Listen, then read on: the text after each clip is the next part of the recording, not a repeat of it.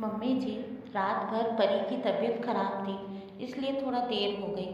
बच्चे तो हर घर में होते हैं, हमने भी बच्चे पाले हैं। इसका मतलब ये नहीं कि घर का काम छोड़ दो। रविवार की सुबह थी।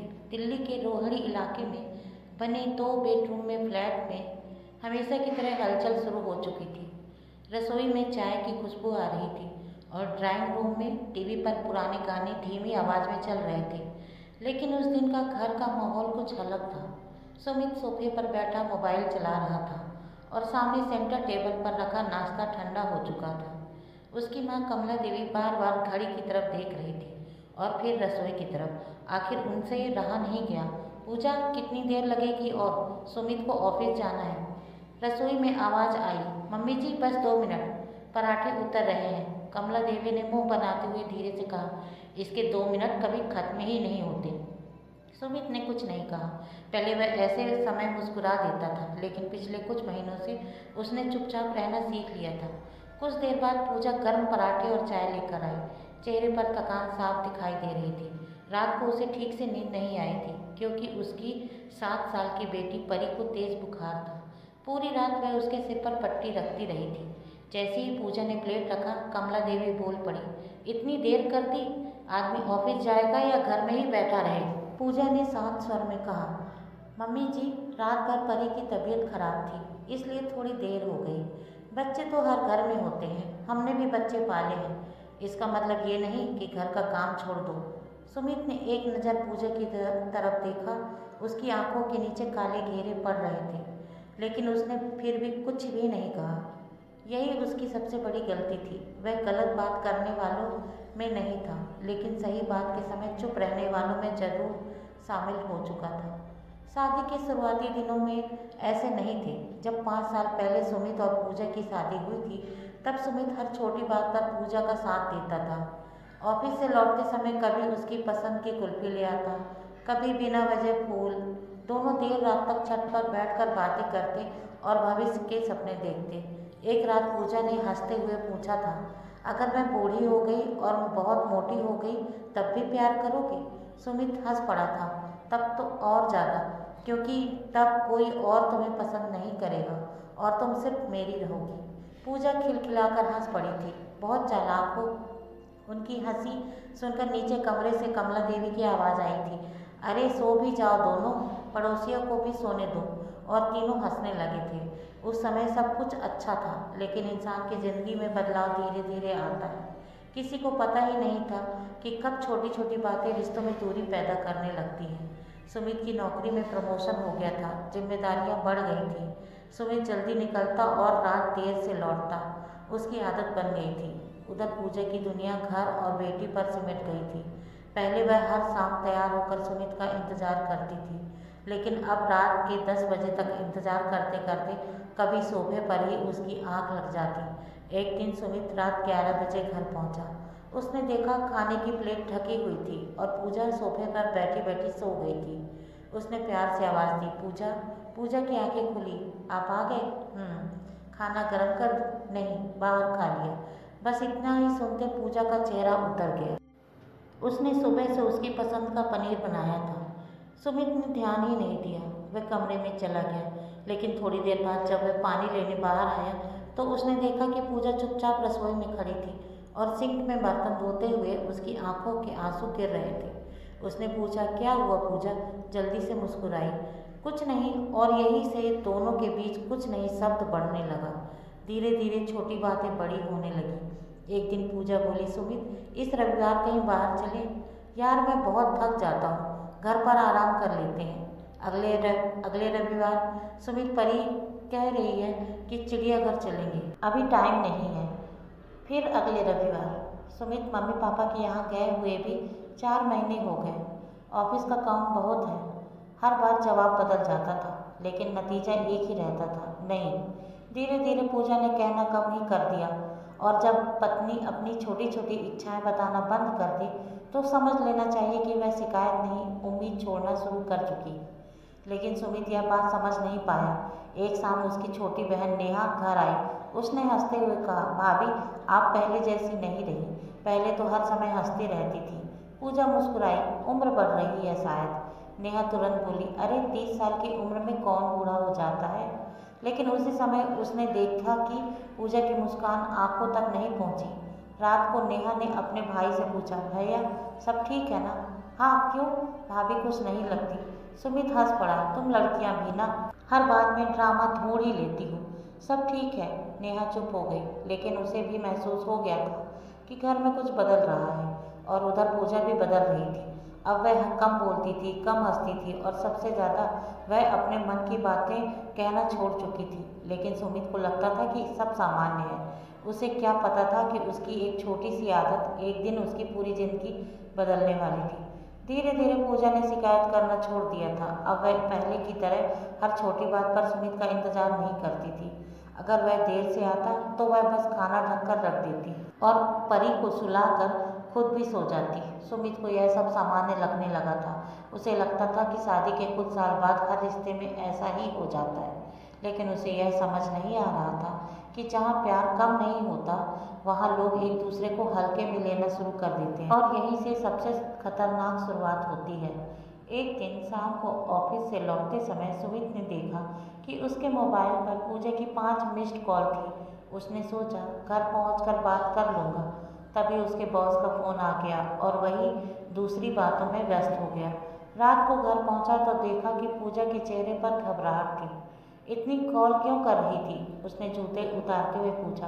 पूजा ने धीमी आवाज़ में कहा, परी को बहुत तेज बुखार आ गया था, मैं डर गई थी, डॉक्टर के पास ले जाना पड़ा। सुमित ने बस इतना कहा। तो मम्मी थी ना घर पर? और वैसे भी अब तो ठीक है ना? पूजा ने उसकी तरफ देखा। वह कुछ कहना चाहती थी लेकिन फिर चुप रह गई। उस रात नेहा भी घर पर ही थी। उसने सब कुछ सुन लिया था। बाद में उसने भाई से कहा, भैया भाभी को आपकी ज़रूरत थी। सुमित हंसकर बोला, तुम लोग हर बात को इतना बड़ा बना देती हो। नेहा चुप हो गई। कुछ दिन बाद पूजा का जन्मदिन आया। शादी के शुरुआती सालों में सुमित महीनों पहले से ही तैयारी करता था, लेकिन इस बार सुबह जल्दी ऑफिस निकलते समय उसने बस इतना कहा, हैप्पी बर्थडे, शाम को जल्दी आने की कोशिश करूँगा। पूजा मुस्कुरा दी, कोई बात नहीं। उस दिन उसने अपने हाथों से सुमित की पसंद का खाना बनाया। परी बार बार पूछ रही थी, मम्मी पापा कब आएंगे? पूजा हर बार कहती, बस बेटा आते ही होंगे। रात के 9 बजे, फिर 10 बजे, फिर 11 बजे। आखिरकार सुमित का फ़ोन आया, सॉरी पूजा, क्लाइंट के साथ हूँ, बहुत ज़रूरी मीटिंग है, तुम लोग खाना खा लो।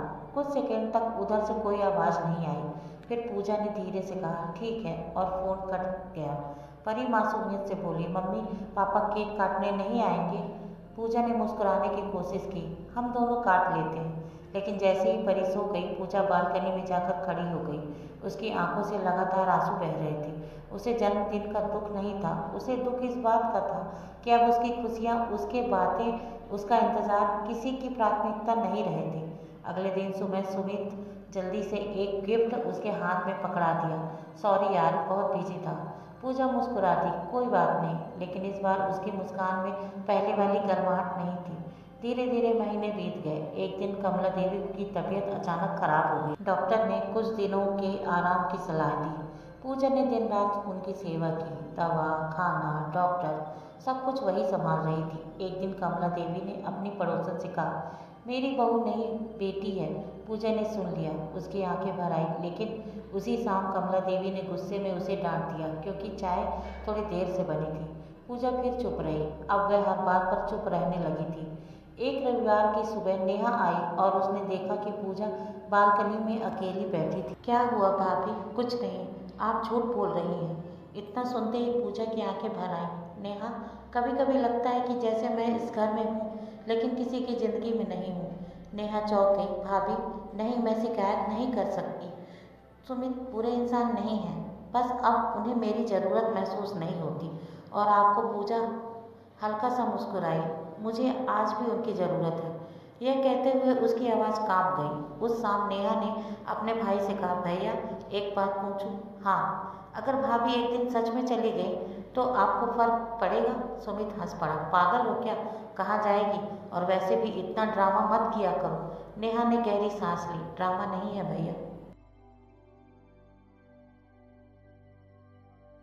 कुछ रिश्ते अचानक नहीं टूटते, धीरे धीरे खत्म होते हैं। और जब तक इंसान को एहसास होता है तब तक बहुत देर हो चुकी होती है। लेकिन सुमित ने उसकी बात को भी मजाक समझकर टाल दिया।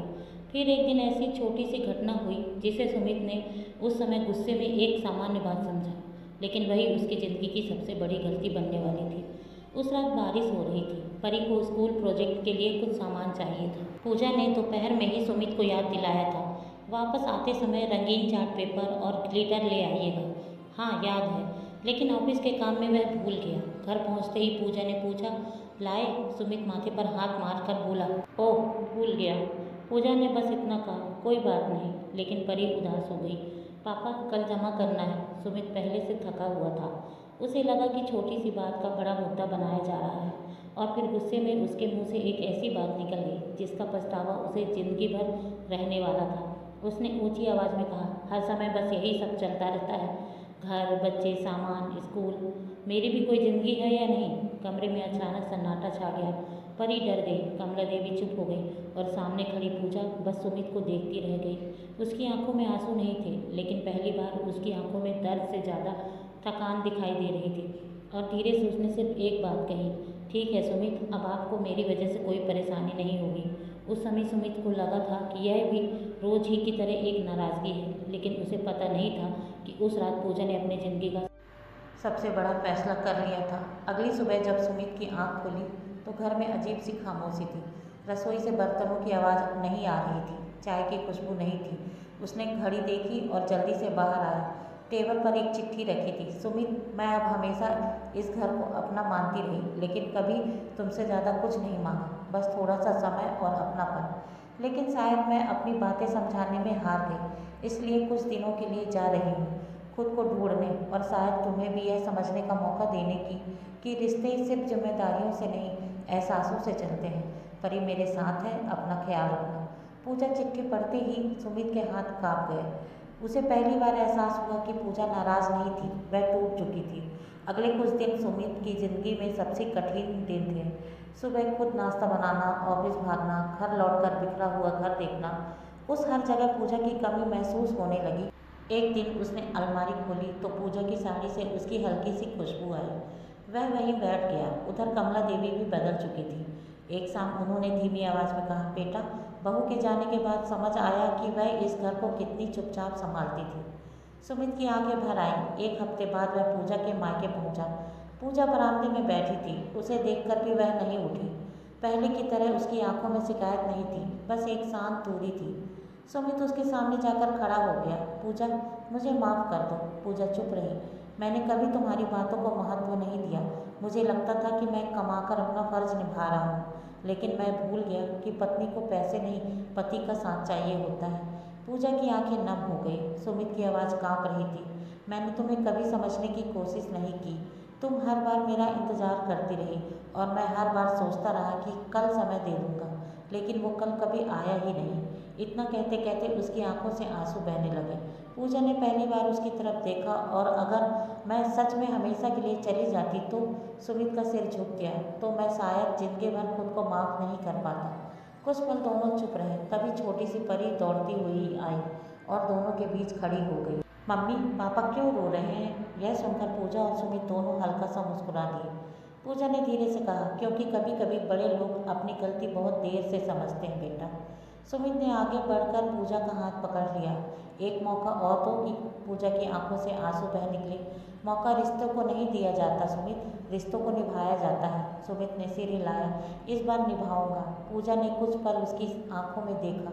वहाँ पहली बार उसे पछतावा नहीं, सच्चाई दिखी। उसने धीरे से अपना हाथ नहीं छुड़ाया। सुमित समझ गया कि शायद रिश्ते को एक नई शुरुआत मिल सकती है।